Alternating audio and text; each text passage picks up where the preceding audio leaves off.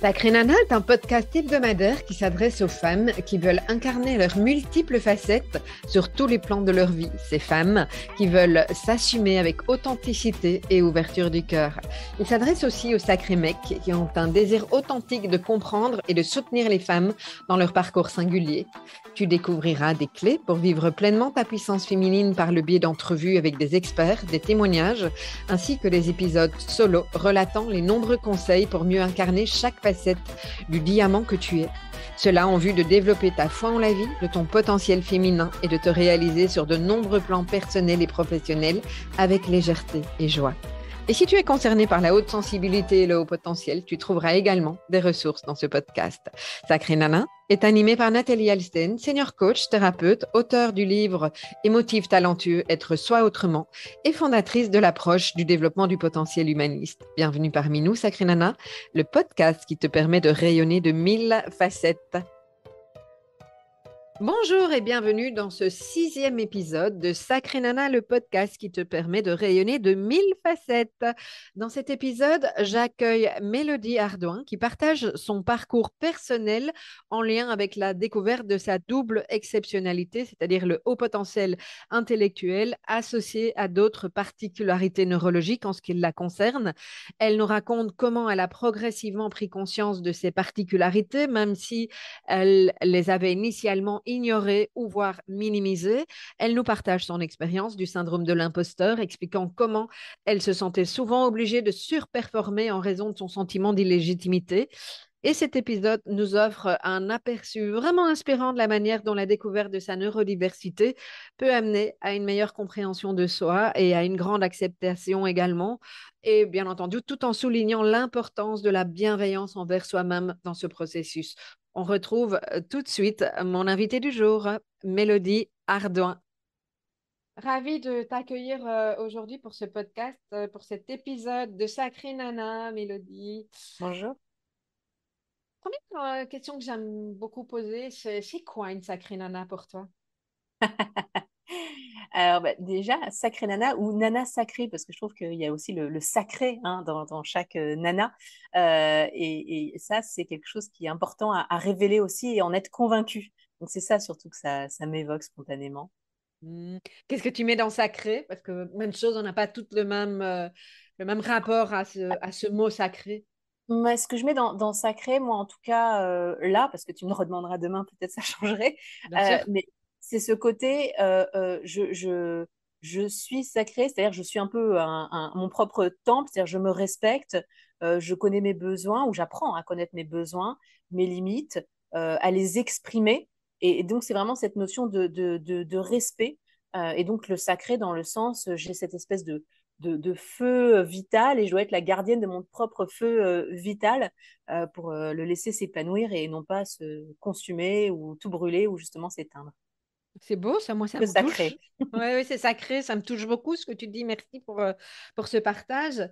Alors, euh, par rapport à ton histoire de vie, hein, ce côté sacré, est-ce que tu as toujours eu cette capacité, est-ce que tu l'as aujourd'hui, d'être dans le sacré vis-à-vis de la nana que tu es? Qu'est-ce que tu aurais envie de nous dire?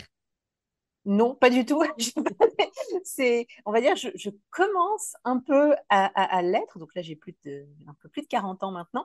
Donc c'est un chemin. Pendant longtemps, non, je me posais même pas en fait la question. Et puis même, c'est quelque chose qui limite était tabou pour moi. Enfin, j'avais pas de notion de enfin, pourquoi me respecter, etc. C'était plus respecter les besoins, les désirs, les envies des autres et me calquer dessus et au point de ne pas m'écouter. Donc c'est vraiment quelque chose que je suis toujours en train de déconstruire et pour peu à peu apprendre à me mettre au milieu de moi-même finalement. Revenir à soi, au centre de soi, moi j'aime bien dire, milieu, Ouais. centre, c'est des synonymes, mais donc dans ce que tu nous partages, est-ce que je comprends que ça n'était pas forcément conscient chez toi que tu t'adaptais? Non, c'était pas du tout conscient. J'avais pas ce sentiment-là, ou en tout cas, même si j'avais un sentiment peut-être de décalage ou autre, bah, tout simplement, je pensais que tout le monde faisait comme ça. C'est juste ça, en fait. C'est si personne ne t'explique que bah non, chez les autres, ça marche pas comme ça. Bah, tu as l'impression, bon, bah, ok, c'est la norme, on m'a dit il faut faire comme ça. Je trouve ça très bizarre ou je comprends pas ou ça va même parfois contre ma façon spontanée. Mais bon, tout le monde fait ça, donc voilà. Et peu à peu, en fait, bah, en continuant de faire ça, et à un moment donné dans ma vie où je sais même plus, enfin, c'est quoi le sens Mm. qu'on met derrière tout ça, quoi. Et c'est vraiment ça, c'est comment on revient au sens et en s'autorisant aussi à revenir à ce sens-là et à le Mm. considérer comme sacré, quoi. Mm. Qu'est-ce qui a fait le déclencheur chez toi? Parce qu'à un moment donné, qu'est-ce qui s'est passé?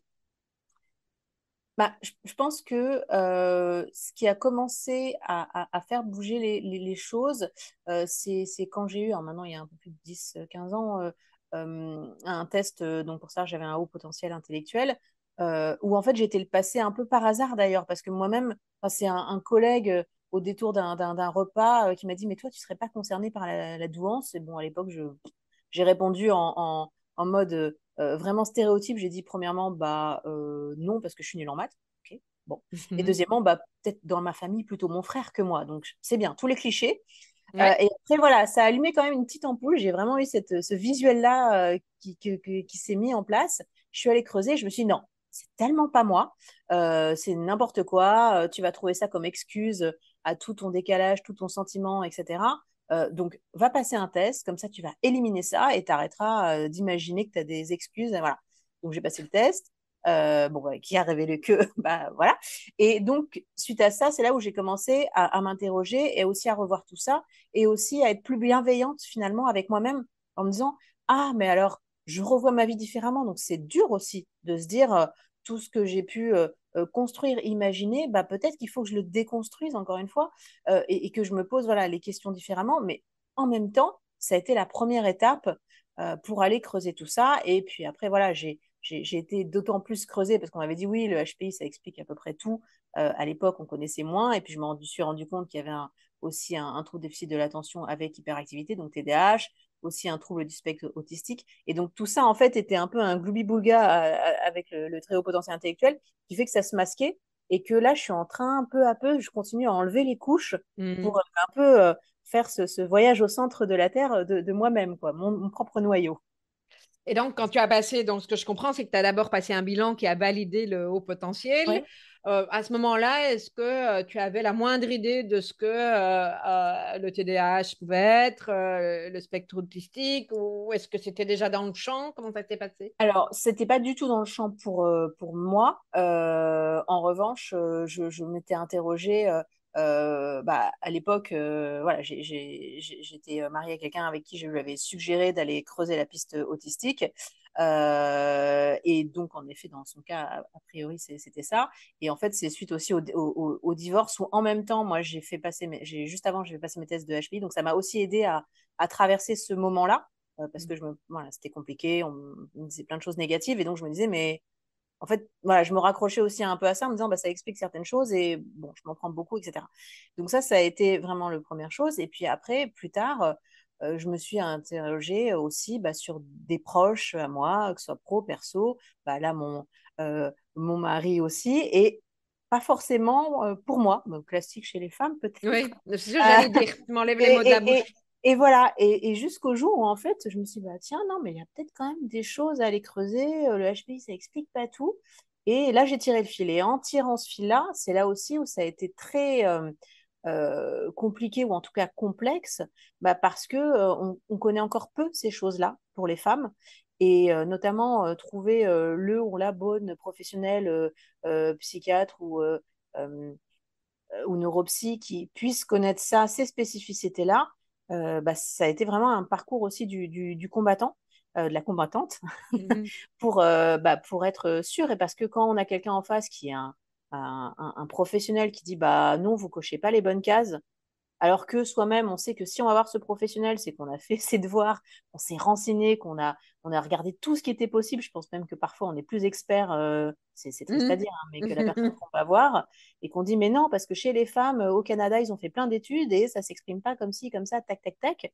Et en fait, la personne en face, bah, c'est non, on n'ose pas parce que c'est l'expert. Donc, c'est ça pour ça, le plus dur, je pense, c'est de trouver comment être bien accompagné et des personnes qui vont vraiment nous aider à aller plus loin et comme ça à ouvrir le champ des possibles et la compréhension de soi, parce que c'est vraiment ça la clé. À aller plus loin, et je précise ici parce que moi je vois parce que ça fait quand même pas mal d'années que j'accompagne et que je travaille dans le domaine, et l'errance dont tu parles finalement, je trouve qu'elle est quand même assez souvent là quand il y a cette fameuse double exceptionnalité, hein. Dans double exceptionnalité, c'est le haut potentiel associé au sens large un trouble, donc ça peut être trouble de l'apprentissage, des troubles 10, les TDAH, TDA, le TSA, etc. Euh, et j'aime bien l'image que une des intervenantes du congrès de Wans il y a X années avait pris.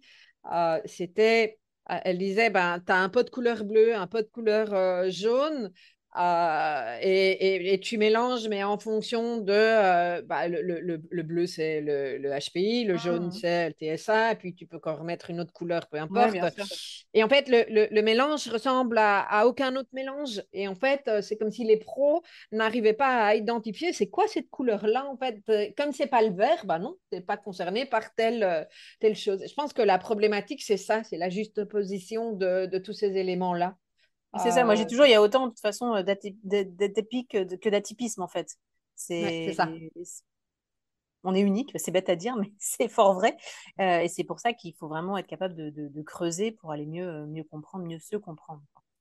Et quand tu te retrouves face à un pro qui dit non, non, qu'est-ce que tu fais? Qu'est-ce que tu suggères de faire? Qu'est-ce que toi tu as fait? Mais aussi, qu'est-ce que tu suggères de faire par rapport à ton expérience? Bah, moi, ce que j'ai fait déjà, c'est d'aller prendre conseil auprès de mes pairs, c'est-à-dire auprès de personnes qui étaient déjà diagnostiquées et d'aller voir bah, quelles étaient les recommandations en termes de professionnels. Alors, selon les régions, c'est plus ou moins évident, mais quand même, ça se trouve. Donc, de personnes qui étaient déjà passées par là, parce que l'expérience de ces femmes-là, elle était précieuse. Elles avaient déjà fait ce parcours-là, elles avaient eu les mêmes passages que moi, et donc bah, autant s'entraider. Donc, sororité, quand même, c'est très, très important. Donc, ça, c'est voilà, c'est la première chose, c'est d'aller parler à des personnes, si on en a, ou essayer d'en trouver, qui sont passées par là. Et puis après, moi, je dis, c'est aussi de suivre son intuition. Parce que dans ces cas-là, et alors ça, c'est très aussi culturel. Par exemple, aux États-Unis, au Canada, enfin dans les pays anglo-saxons en général, ils en sont à dire que si on a le sentiment, l'intuition qu'on a, par exemple, un TDAH ou un TSA, ça vient rarement par hasard aussi. Et que les diagnostics, c'est compliqué, c'est cher, c'est des années d'attente parfois aussi, il faut le Ouais. dire. Donc, c'est pas évident. Donc, si on a cette intuition-là, peut-être que ça vaut la peine aussi de s'écouter et de se faire confiance. C'est vrai qu'en France, on a vraiment voilà, ce côté diagnostic, il faut que ce soit, etc., etc. Après, voilà, c'est pour certains cas, évidemment, il faut avoir un diagnostic, et puis c'est beaucoup plus précis et autres. Mais voilà, ne jamais oublier, je pense, sa petite intuition, son petit Jiminy Cricket Mm. intérieur, parce que voilà, il a des choses à nous dire et c'est important. Oui.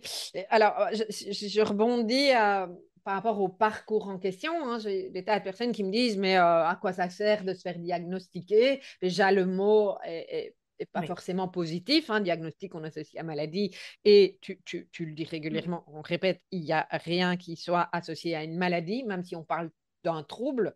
Ah, c'est juste un mode de fonctionnement qui est important de pouvoir apprivoiser.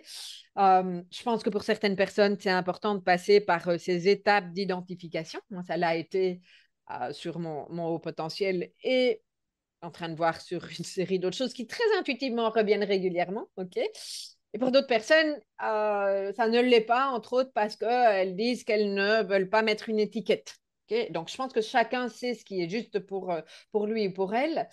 Mais toi, qu'est-ce que tu aurais envie de dire dans ce que ça t'a apporté, ce parcours? Moi, ce que ça m'a apporté, je dirais que c'est une auto-légitimité.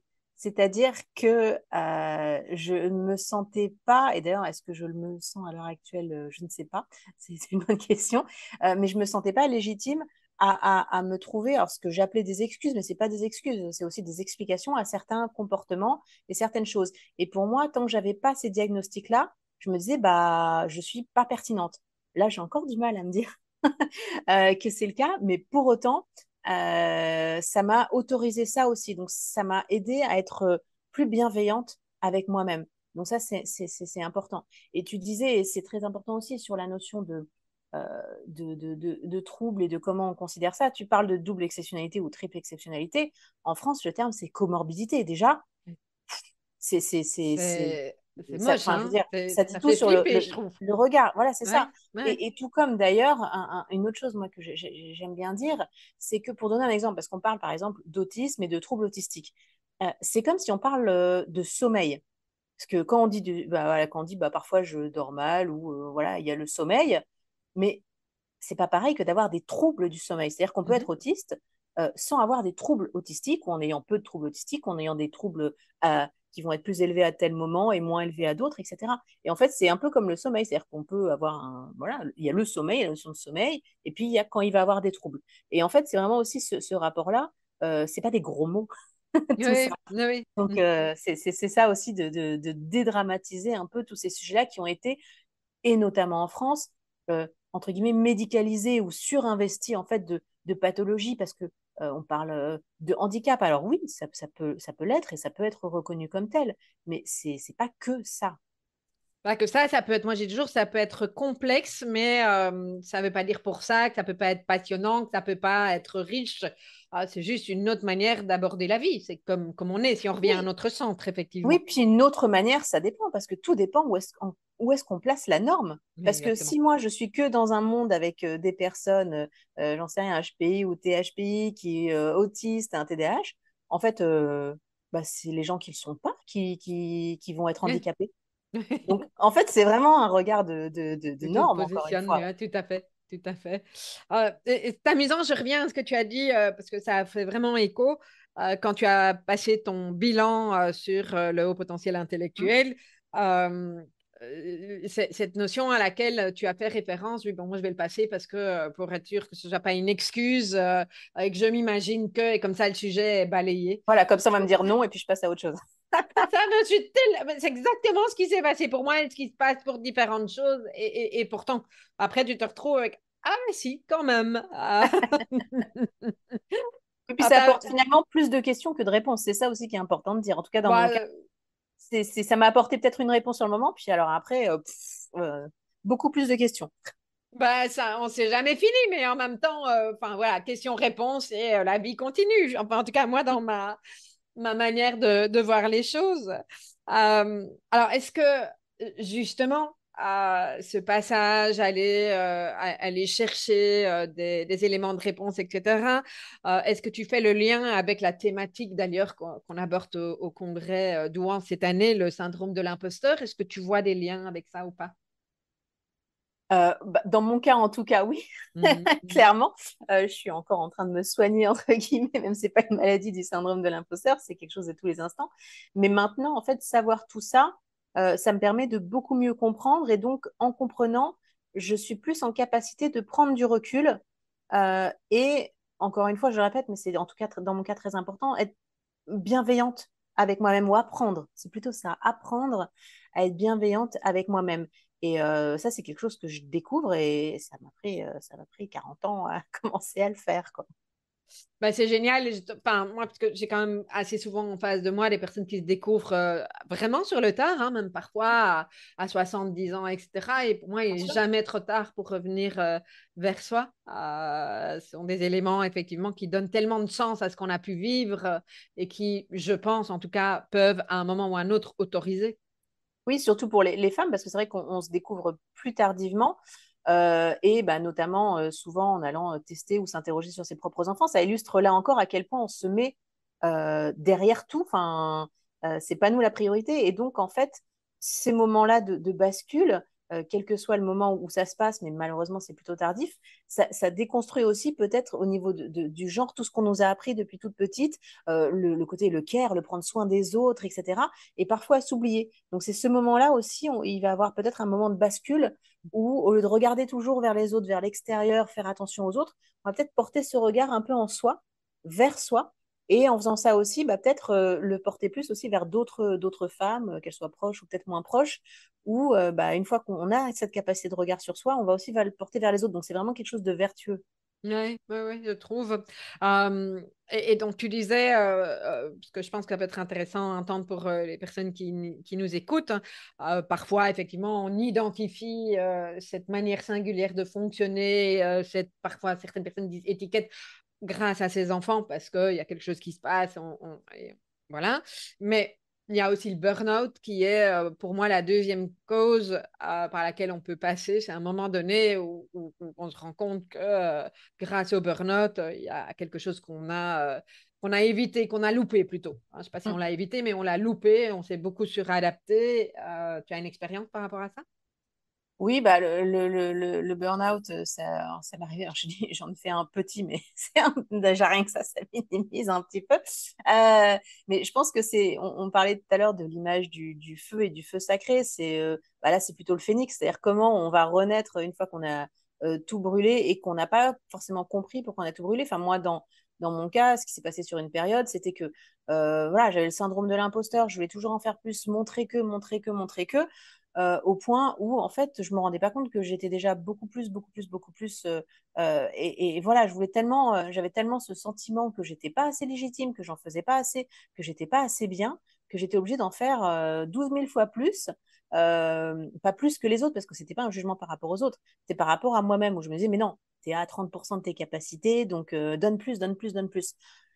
Sauf qu'en fait, bah, peut-être que mon fonctionnement fait que bah, je peux pas toujours. Enfin, il y a peut-être des fois où je vais être à 200% de mes capacités, d'autres fois où je vais être à 30%. Et Mm. en fait, ce fonctionnement-là, il faut que aussi je m'autorise à me dire que c'est OK. Il y a peut-être des gens qui sont toujours à 100% ou à 90 ou à 80, qu'importe. Mais moi, ce fait-là d'être par vague, et ben, c'est aussi accepter ça et pas tout le temps me dire, mais tu peux être à Ouais, c'est 200%. Donc ça. là, il faut tout le temps que tu sois à 200%. Vas-y, quoi. Sinon, c'est que t'es une feignasse.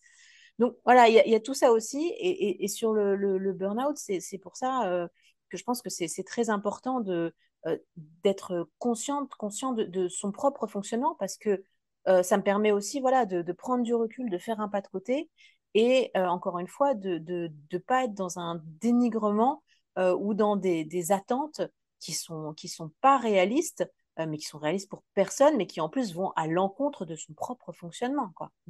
Et de revenir, comme tu le disais tout à l'heure, au sacré. Hein, sacré nana, c'est Oui, ça. Une sacrée nana, elle ne peut être sacrée que quand elle prend effectivement soin d'elle. Ah, et c'est ce que tu as d'une belle manière mis en avant.